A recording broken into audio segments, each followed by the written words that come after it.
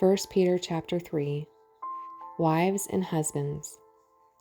Wives, in the same way, be submissive to your husbands, so that if any of them do not believe the word, they may be won over without words by the behavior of their wives when they see the purity and reverence of your lives.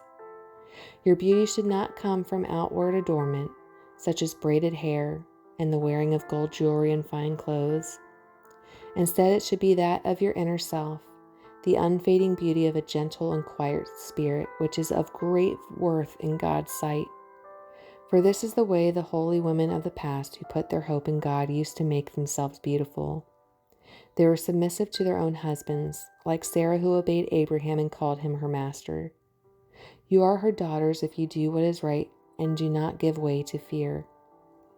Husbands, in the same way, be considerate as you live with your wives, and treat them with respect as the weaker partner, and as heirs with you of the gracious gift of life, so that nothing will hinder your prayers.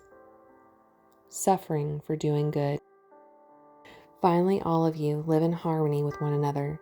Be sympathetic, love as brothers, be compassionate and humble. Do not repay evil with evil or insult with insult, but with blessing, because to this you were called, so that you may inherit a blessing. For whoever would love life and see good days must keep his tongue from evil and his lips from deceitful speech. He must turn from evil and do good.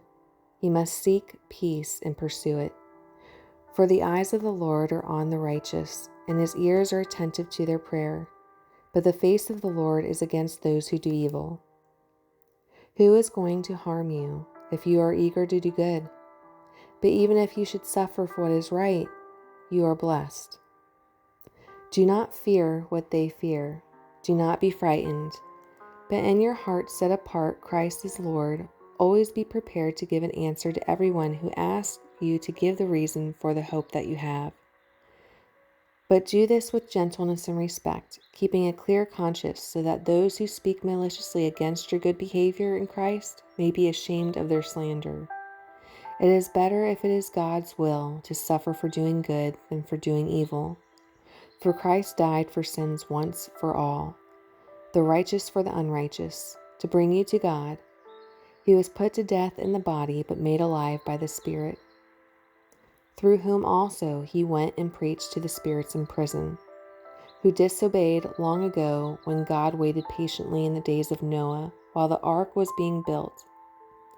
In it, only a few people, 8 in all, were saved through water.